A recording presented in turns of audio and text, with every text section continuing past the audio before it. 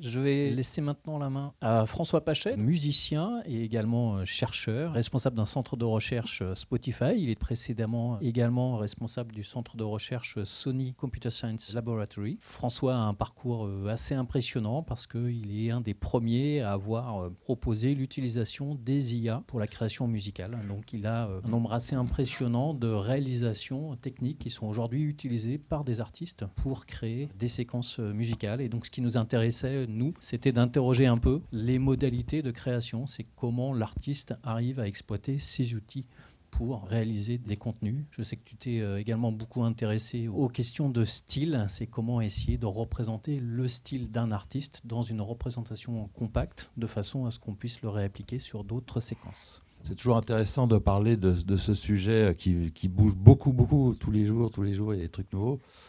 Donc je vais essayer de dire quelques mots sur la situation, concernant l'IA et la musique, parce qu'on en parle beaucoup, mais il y a quand même beaucoup de choses qu'on dit, puis il y a beaucoup de choses qu'on ne dit pas, et que je trouve intéressantes. Alors, ah oui, j'ai le même problème que tout à l'heure, effectivement. Donc ça, c'est un truc que j'ai vu il y a, je sais pas, il y a quelques années, il n'y a pas très longtemps, 2019. Bon, Fox News, c'est pas très recommandable, mais c'est pas grave. Et c'est une vraie une de journal qui disait, voilà, on a trouvé une planète avec des tonnes de diamants. Si on pouvait ramener tout sur Terre, tout le monde serait milliardaire parce que tout le monde aurait des tonnes de diamants. Et alors le premier truc, évidemment, qui choque quand on lit ça, c'est qu'on se dit, ben non, ça va pas marcher. Parce que si tout le monde a des tonnes de diamants, les diamants vaudront plus rien. Les diamants valent parce qu'ils sont rares, enfin, quelque chose comme ça. Donc après, je me suis dit, bon, ben, pourtant, tout le monde dit ça. C'est-à-dire que tout le monde dit que quand il y aura de l'IA suffisamment performante ou je sais pas quoi, ben on pourra faire des tubes.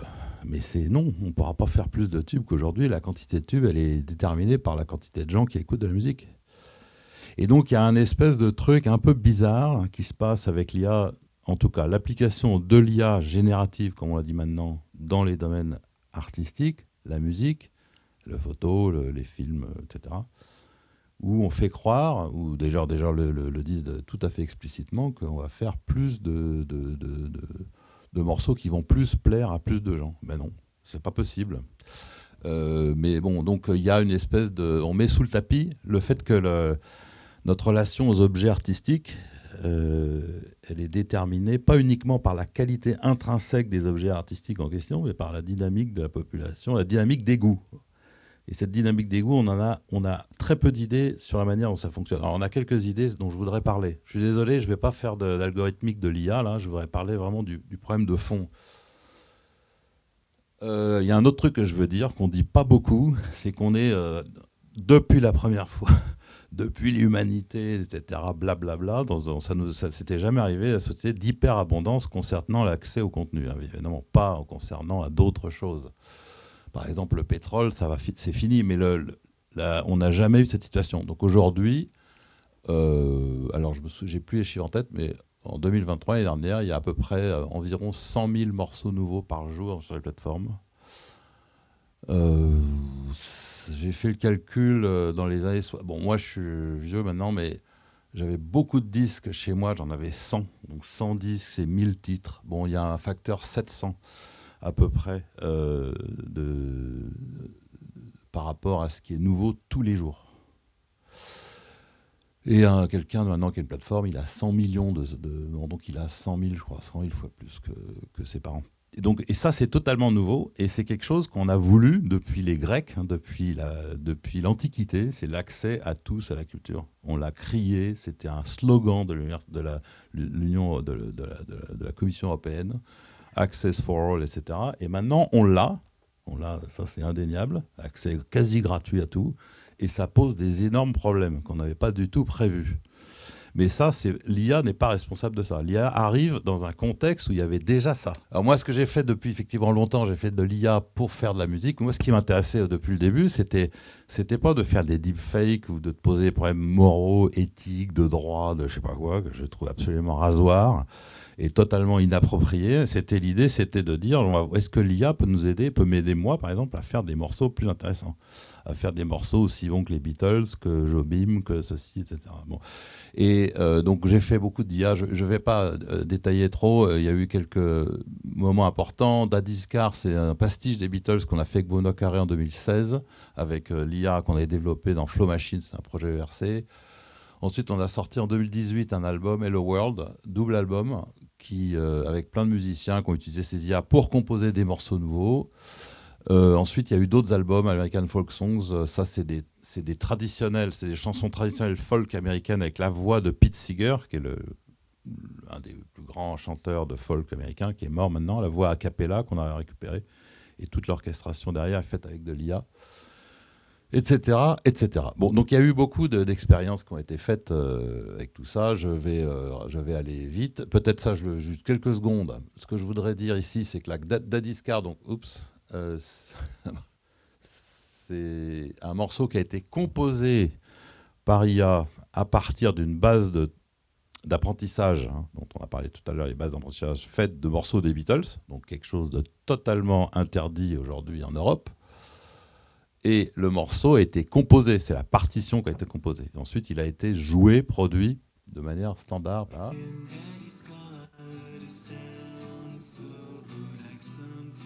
Bon.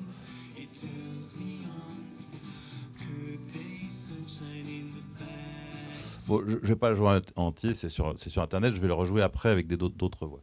Alors là, je voudrais juste donner un exemple d'une autre mélodie qui a été composée dans Hello World, qui est intéressante parce qu'on s'était dit, bon, alors c'est vrai que c'est là que je me rends compte que je suis vieux, mais j'avais été nourri quand j'étais enfant par le livre de la jungle et notamment la dernière chanson quand Mowgli retrouve la petite fille et abandonne ses amis Balou et Bagheera. Bon, ça ne dit rien à personne. Il y a une très jolie chanson à la fin en mineur, avec des petits chromatismes. Et on s'est dit, ça c'est vachement bien, ça serait bien de composer une autre chanson dans ce style-là. Et donc on avait nourri l'IA avec cette chanson-là, d'autres chansons un peu du même style, des chansons scandinaves, un peu comme ça, un peu tristes, un peu bon. Et on s'était dit, on aurait bien un truc, mais avec un peu inventif du point de vue mélodico-harmonique. C'est ça qu'on aimait bien, et qu'on aime bien toujours d'ailleurs avec Benoît Carré. Donc ça donne ça. Pareil, là, la mélodie était composée par l'IA nourrie de ce que je viens de dire, et ensuite chantée par cette chanteuse Kyrie Chris Manson. Ça, c'était à CSL donc en 2018.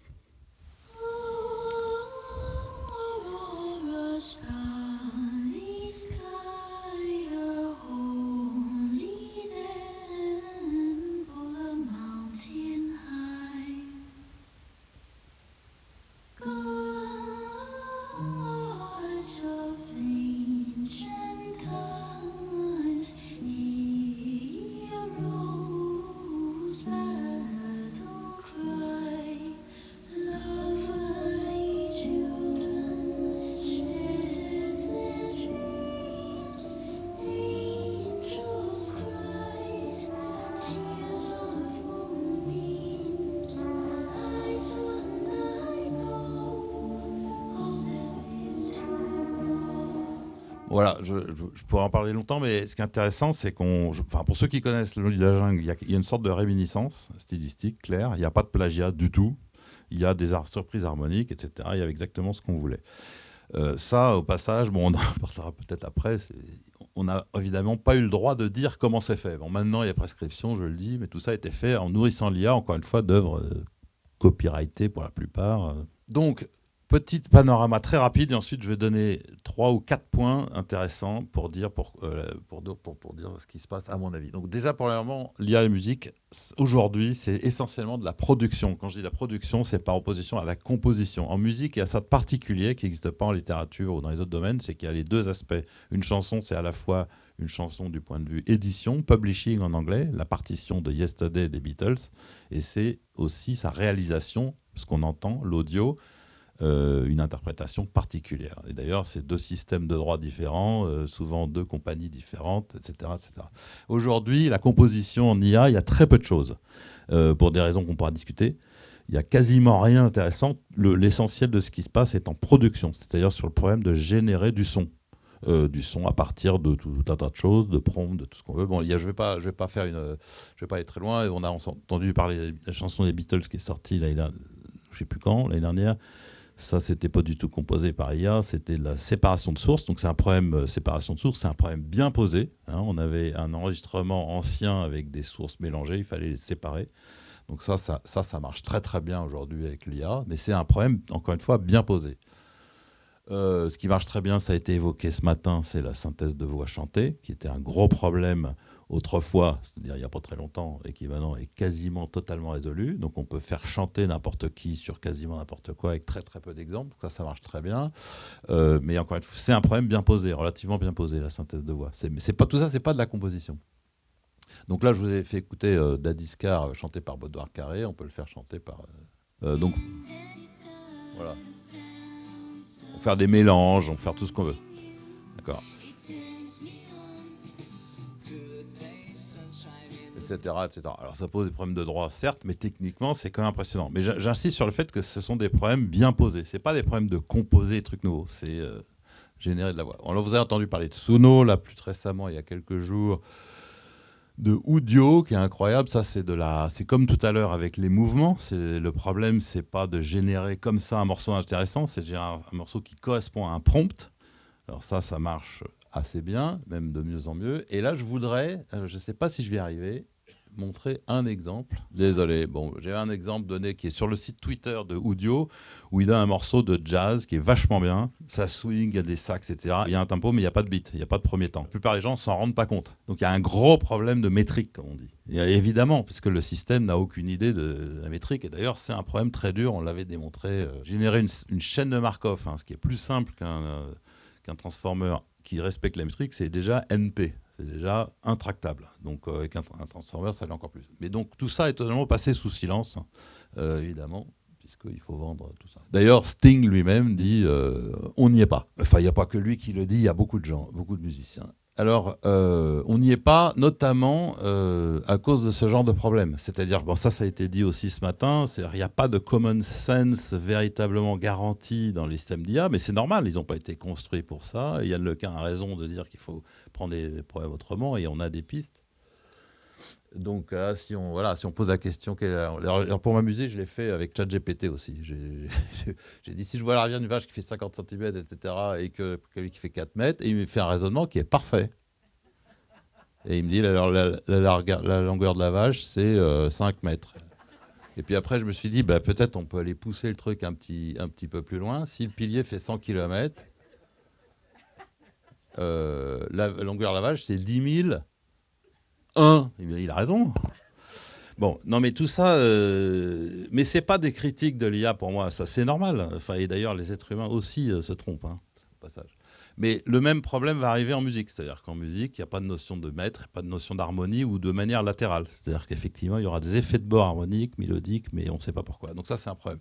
Bon, mais c'est pas forcément le problème Alors, si j'ai encore un tout petit peu de temps, je voudrais dire ce qui, selon moi, parce que la question au départ que je posais, en fait, c'est est-ce que le problème de l'IA et de la musique est résolu ? En fait, ce que je voudrais dire, en fait, mon pitch, c'est celui-là. Il est résolu, et d'ailleurs, il est résolu depuis assez longtemps.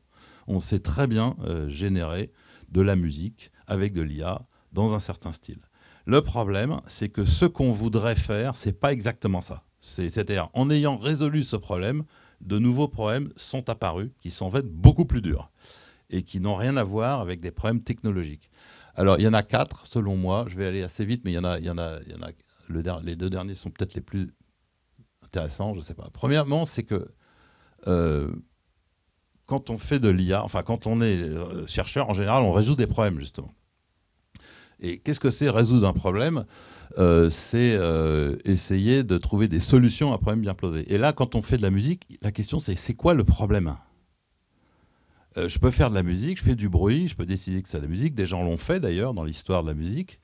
Et puis voilà. Donc on a beaucoup de mal à dire ce que c'est que le problème de la musique. Et beaucoup de gens, la plupart des gens, considèrent que le problème, c'est pas de faire n'importe quelle musique, c'est de faire de la musique qui va plaire, d'accord ? Qui va donc être populaire. Et ça tombe bien parce que les données de popularité, on les a.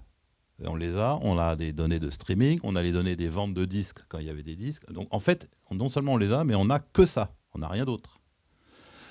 Donc, il paraît naturel de dire qu'on pourrait, maintenant qu'on a des données en masse et qu'on a de l'IA, enfin de l'apprentissage supervisé qui sait utiliser ces données pour faire des trucs, on va lui donner des données de popularité. On va dire voilà quels sont les morceaux qui sont populaires, c'est-à-dire qui sont les plus écoutés. Et puis tu vas me générer des trucs et on va maximiser la popularité. Ça paraît raisonnable. Bon, enfin, moralement, bon, c'est discutable, mais techniquement... Alors, en 2006, il y a eu un papier que tout le monde devrait lire tout de suite. En 2006, oui, ce papier-là, qui démontre quelque chose de fondamental, c'est que les données de popularité sont chaotiques. C'est-à-dire, grosso modo...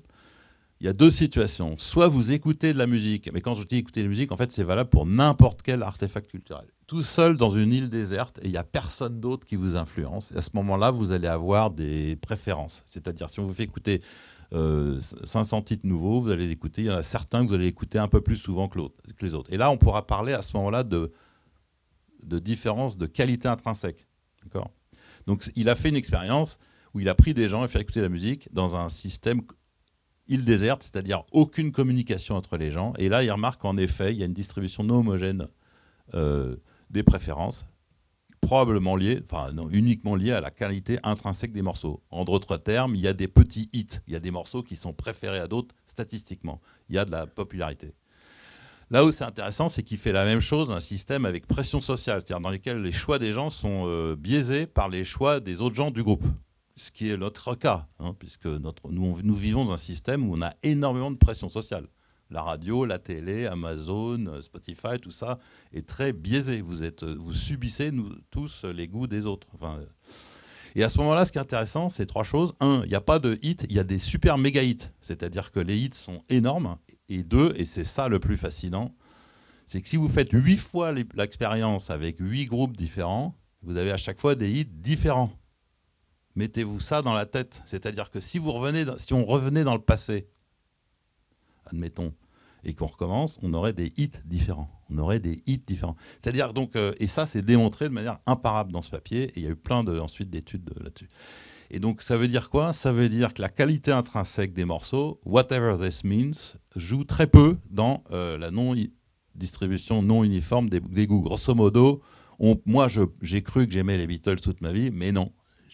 C'est pas moi qui ai mis Beatles, c'est ma tranche d'âge.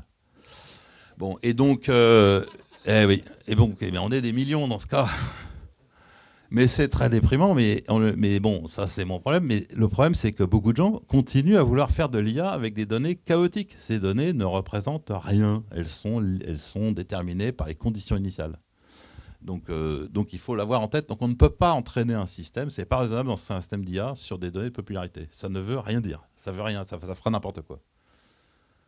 Bon, il y a d'autres trucs déprimants. Par exemple, on sait que les goûts musicaux sont déterminés justement à l'âge. Donc les filles, c'est un peu plus tôt que les garçons, 13 ans.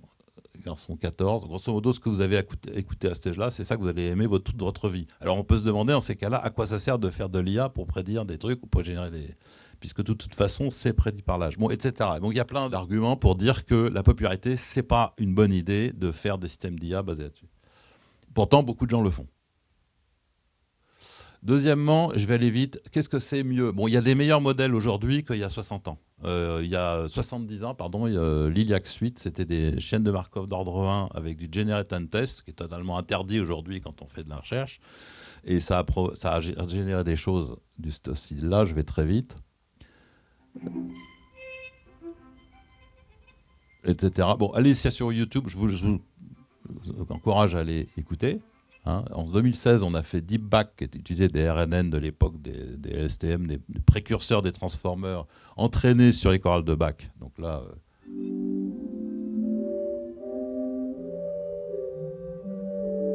on a fait des tests, même les experts de Bach ont du mal à dire que c'est pas du Bach, etc. Disons, stylistiquement, il est évident que ça marche beaucoup mieux qu'avant, du point de vue de la probabilité d'imiter un style. Le problème, c'est lesquels des deux vous allez écouter. Vous allez écouter les deux, puis après le lendemain, vous dites lequel je voudrais réécouter. Posez-vous la question plusieurs fois. Bon, moi, il n'y a pas photo. DeepBack, c'est un exercice ça n'a aucun intérêt, surtout quand on est musicien et qu'on a déjà fait ça. Mais l'autre, ça reste écoutable, même 70 ans après. Je ne dis pas que ça va être un tube, mais c'est plus intéressant. Ça ne veut pas dire qu'il faut utiliser des techniques moins bonnes, hein. Je ne dis pas ça. Simplement, le fait que les techniques soient bonnes, soient meilleures aujourd'hui qu'hier, ne veut pas dire que les générations seront plus intéressantes. Ce sont deux problèmes totalement décorrélés. Ils n'ont rien à voir. Rien à voir. Et pourtant, on dit... où on sous-entend souvent le contraire. Bon, je ne suis pas le seul à dire ça, je vais passer. Même Liane Lequin dit que ça ne marche pas. Bon, très bien. Alors, je reviens au problème de fond. C'est notre rapport aux artefacts culturels, comme on dit. Alors, en l'occurrence, à la musique. Qu'est-ce que ça veut dire aimer un morceau? En fait, on n'en a aucune idée. On sait combien de gens écoutent tel morceau, autrefois combien ils achètent de disques, mais on ne sait pas très bien ce que ça veut dire pour, même quand je dis j'aime les Beatles, en fait c'est pas vrai, j'écoute plus les Beatles, c'est insupportable. Donc je ne sais pas très bien ce que ça veut dire aimer, donc ça va être compliqué de faire un système d'IA qui va faire les choses que j'aime, puisque même moi j'ai du mal, et je ne suis pas le seul. Alors on a fait des choses très intéressantes, parce que grâce aux plateformes, au fait je ne travaille plus à Spotify, hein, je voulais le préciser. Mais aujourd'hui, les jeunes, ils écoutent de la musique sur les portables. Or, les portables, 100 millions de titres. Donc, qu'est-ce qui se passe? Playlist, ils zappent. Ils skippent, hein, tout le temps. C'est la société de surabondance. On skip parce que bon, il y a tellement de trucs. Il y a des gens qui ont essayé d'étudier le profil de skip. Comment les gens skippent? Bon, grosso modo, ça, c'est Paul Lamer qui avait fait ça. Tout le monde skip. Beaucoup de gens skippent dans les 4-5 premières secondes. Bon, puis après, ça s'affaisse, et puis après, en fait, ça remonte à la fin, puisqu'évidemment, les gens skippent à la fin, puisque à la fin, le morceau est terminé, donc ils skippent au suivant. Nous, on s'est intéressé à la partie du milieu, c'est-à-dire une fois que plein de gens ont skippé les 3 premières secondes, qu'est-ce qui se passe? Et là, on s'est aperçu d'un truc absolument incroyable. C'est que le profil de skip, il est bumpy, comme on dit en anglais, c'est-à-dire qu'il a des pics. Et on s'est dit, mais à quoi correspondent ces pics? Est-ce qu'ils correspondent à quelque chose qui sont aléatoires? Ça pique parce que voilà, il n'y a aucune raison que ça soit bien lisse. Et on s'est aperçu de 2 choses. D'une part, donc le profil de skip, vous voyez ce que c'est, hein? En X, c'est le temps, et en Y, c'est le nombre de gens qui ont skippé à ce moment-là, à la milliseconde près. On s'est aperçu que le profil de skip, il est indépendant en espace et en temps, comme dirait Einstein. Ça veut dire quoi? Ça veut dire que vous prenez un morceau qui est suffisamment écouté, hein. Vous prenez son profil de skip, vous avez un truc comme ça. Vous prenez le même morceau, 3 plus tard, il a exactement le même profil de skip. Alors on pourrait se dire, oui, c'est les mêmes. Enfin, c'est bizarre, parce que les mêmes gens qui skippent 2 fois au même endroit, au même moment, c'est bizarre. Mais enfin, c'est déjà bizarre en soi. Le profil de skip, il est invariable dans le temps. Prenez le même morceau, vous regardez aux États-Unis ou en Europe, donc là, vous êtes sûr que ce n'est pas les mêmes, il est aussi le même. Ah, ça, c'est quand même très intéressant. Et on s'est aperçu qu'en fait, le profil de skip était donc une signature du morceau. Donc ça, personne ne le savait, ça. C'est-à-dire que les gens en ont marre, statistiquement, hein, ils s'arrêtent de manière déterministe. Enfin, déterministe, je ne veux pas exagérer, parce que ça dépend des gens, et puis ce n'est pas les mêmes gens à chaque fois, donc ça ne veut rien dire, mais statistiquement, les pics sont toujours au même endroit. Ça, c'est nouveau. Et c'est qu'en musique qu'on peut regarder ça. Parce que, par exemple, vous prenez les livres, on ne sait pas quand est-ce que les gens arrêtent de lire, ou ils sautent des pages, ou je ne sais pas quoi. Vous prenez le film, c'est pareil. Bon, quand ils vont au cinéma, ils sont piégés. En général, ils ne sortent pas. Mais quand vous regardez sur la télévision, Netflix, on n'a pas ces informations. La musique, c'est le seul domaine où on peut enfin essayer de comprendre ce qui se passe quand les gens écoutent, consomment, comme on dit, les contenus. Alors après, on s'est intéressé à dire, mais pourquoi ils skippent? Pourquoi il y a des pics? Et on s'est aperçu qu'il y a des pics quand il se passe quelque chose. Et oui, il ne se passe pas toujours quelque chose en musique. Il se passe quelque chose, ça veut dire le refrain commence, le break de batterie s'arrête, le chanteur commence à chanter, la chanteuse s'arrête de chanter, des événements musicaux. C'est quand il y a quelque chose qui se passe que les gens s'arrêtent. D'où la proposition, si vous voulez un morceau où personne ne saute, faites un morceau où il ne se passe rien. Parce que s'il ne se passe rien, il n'y aura pas de skip. Mais c'est vrai. Sauf que le profil de skip, il est normalisé ici. C'est-à-dire que tout est entre 0 et 1. Oui, 10 puissance 0. Donc ça ne parle pas de la popularité ici, ça parle du profil de skip. Et donc ce qui se passe, et la grande drame de la musique, c'est que si vous voulez un morceau où personne ne skip, faites un morceau où il ne se passe rien, donc par exemple de la musique d'ambiance, mais le problème c'est que personne ne va l'écouter. Et là, on tombe en plein dans le paradoxe de la musique et le paradoxe de la culture. Comment faire un objet intéressant? Un objet intéressant, musique, c'est un objet que beaucoup de gens vont écouter, beaucoup de gens vont skipper à mort. Donc il faut qu'il se passe des trucs, donc il faut prendre des risques. Mais bon, ça paraît une évidence dit comme ça, mais là, on a les données pour le montrer. On ne le savait pas, enfin, on n'avait pas... Donc là, il y a un truc très intéressant qui nous montre, qui nous enseigne, en fait, que notre rapport à la musique, il est beaucoup plus compliqué que tout ce qu'on a pu dire jusqu'à présent, et en particulier en musicologie. C'est quand même un désastre. Ça ne se passe pas du tout comme on le croit. Et il y a plein d'autres choses que le skip, hein, parce que les jeunes, entre guillemets, aujourd'hui, ils font pas que du skip. Ils reviennent en arrière, ils font plein de choses qui sont pas du tout linéaires. Et donc, c'est ces choses-là, je pense qu'il faut regarder de près aujourd'hui pour avancer sur notre compréhension de qu'est-ce que c'est un objet musical intéressant. Tant qu'on n'aura pas compris, c'est pas la peine de les générer. Le dernier point, et je m'arrête après, qui est le plus intéressant pour moi, c'est on a essayé de faire à Spotify en particulier, et à Sony aussi, des outils pour générer des trucs avec de l'IA. Je passe sur les détails, toutes sortes d'IA, on a tout essayé. Et on s'est rendu compte, enfin moi je me suis rendu compte de quelque chose, mais ça c'est pas démontré, mais c'est qu'en fait, j'ai l'impression qu'il y a un effet Ikea dans le rapport entre les utilisateurs de ces outils, qui sont souvent des musiciens, enfin de moins en moins, puisque l'idée c'est de démocratiser, et les artefacts générés. Bon, l'effet Ikea, c'est quelque chose de très sérieux qui a été découvert dans les années 70, quand deux Américains ont fabriqué les poudres pour faire des gâteaux au chocolat. Donc l'idée, c'était de dire, vous prenez votre poudre, vous la mettez dans une casserole, vous faites bouillir, vous avez un gâteau au chocolat. Et ça marchait très bien. Sauf que ça n'a pas marché commercialement. Personne n'intéressait personne. Et là, un des deux a eu l'idée de génie d'enlever les œufs, de manière à forcer les utilisateurs à mettre des vrais œufs eux-mêmes. Et là, carton, encore aujourd'hui. Et donc depuis, les économistes se sont emparés de cette idée, c'est-à-dire que l'effet Ikea, c'est les objets que vous avez partiellement contribué à fabriquer ont plus de valeur pour vous que les mêmes objets tout fabriqués. Ce qui fait que, par exemple, si vous avez une maison et que vous réparez votre toit vous-même, le jour où vous la vendrez plus cher que la même maison du voisin, qui lui n'a rien réparé du tout. Parce que vous attribuez plus de valeur à ce que vous avez fait. Ça, c'est connu, c'est un fait, c'est très étudié en économie et en psychologie cognitive. Et je pense, mais j'en ai pas de preuves, mais je pense que, enfin, j'en suis convaincu, ça c'est un sujet c'est un sujet de recherche, mais en fait, notre expérience montre que lorsque vous mettez de l'IA à portée de musiciens, si l'IA est trop bonne et qu'ils n'ont rien à faire, le résultat ne va pas être approprié. C'est-à-dire qu'ils vont dire oui, d'accord, c'est très bien, mais c'est pas moi, et donc ça ne m'intéresse pas. Et donc ce qu'il y a derrière tout ça, c'est ce qu'on appelle en anglais, on pourrait appeler ça le sense of appropriation. Est-ce que je peux m'approprier cet objet ou pas? Est-ce que je prétends, un peu de manière caricaturale, mais parce que j'ai pas de temps, c'est que le sense of appropriation est plus important, en tout cas au moins aussi important que la qualité intrinsèque de ce qui est généré. Et d'ailleurs, on le voit très bien avec les systèmes modernes, genre Udio par exemple, qui est sorti. Ça génère des trucs qui sont très très bons, mais jamais il me viendrait l'idée de mettre mon nom dessus. Et or, ça, c'est très important parce qu'à la fin, rappelez-vous qu'on parlait de création quand même, donc d'artistes, donc de gens qui veulent créer des trucs, et s'ils pensent que ce n'est pas eux qui l'ont fait, ça n'a aucun intérêt. Et d'ailleurs, c'est ce qui se passe. C'est-à-dire qu'aujourd'hui, tout ce qui est créé avec tous ces systèmes, qui peut être considéré comme intéressant techniquement, n'a plus aucune valeur. Ce que je considère personnellement est une bonne nouvelle parce que ça va exercer une pression pour les artistes de faire des trucs plus intéressants.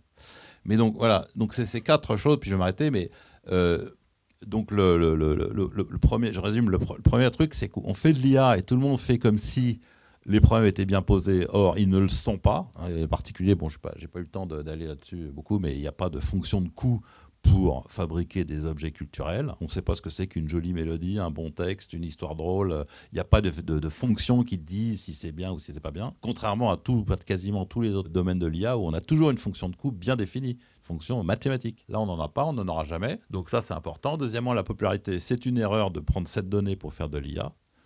Troisièmement, les auditeurs sont irrationnels puisqu'on skip et on ne sait pas pourquoi et en même temps il y a des lois profondes qu'on ne connaît pas. Et quatrièmement, les créateurs aussi sont totalement irrationnels puisqu'ils attribuent plus de valeur à des choses parce qu'ils les ont faites qu'à cause de leur qualité intrinsèque. Donc tout ça mélangé fait que l'IA, oui, et la musique résolue depuis longtemps, Mais ces problèmes-là sont plus durs. Voilà. Je m'arrête parce que je pense que je suis allé trop loin.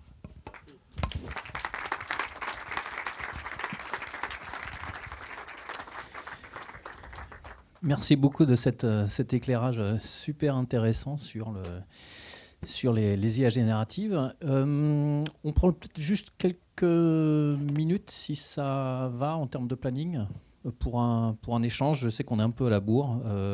Voilà, mais c'est pour... peut-être, Gul, tu veux nous rejoindre également là, pour avoir un petit dialogue voilà, entre deux chercheurs sur les aspects création d'images et sur les aspects création musicale. C'est vrai qu'aujourd'hui, une des clés, c'est le contrôle des processus par les artistes.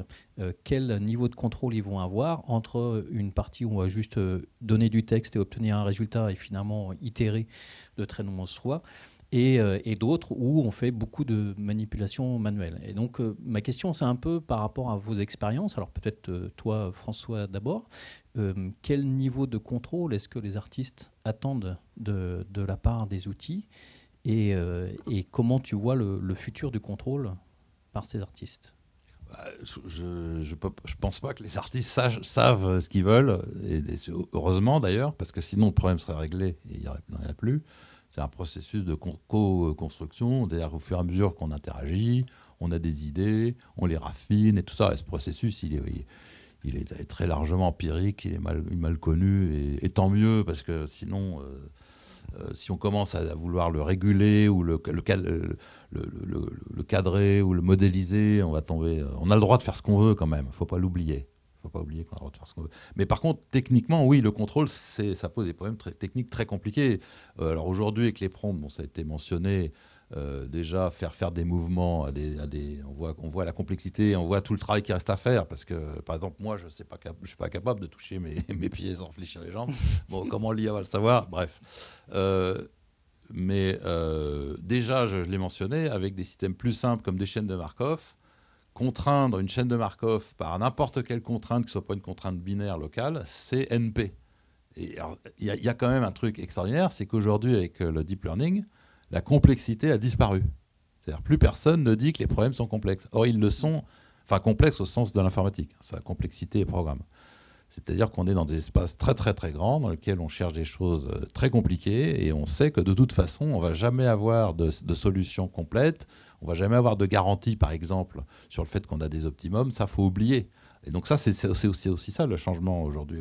C'est que le contrôle, techniquement, on va pouvoir en proposer de plus en plus, mais on n'a aujourd'hui aucune garantie. Par exemple, je prends la case de la musique, mais je pense que c'est pareil pour les autres cas. On dit, voilà, tiens, je voudrais que mon machin, il soit plus ceci, plus cela. Bon, là, avec un peu de chance, l'IA va y arriver, mais on ne sait pas s'il y a peut-être d'autres solutions qui sont meilleures. Et ça, l'IA, on n'a aucune idée. Bah, forcément, parce qu'il n'y a pas de search, comme on disait. Il n'y a pas de recherche dans des graphes avec garantie, etc.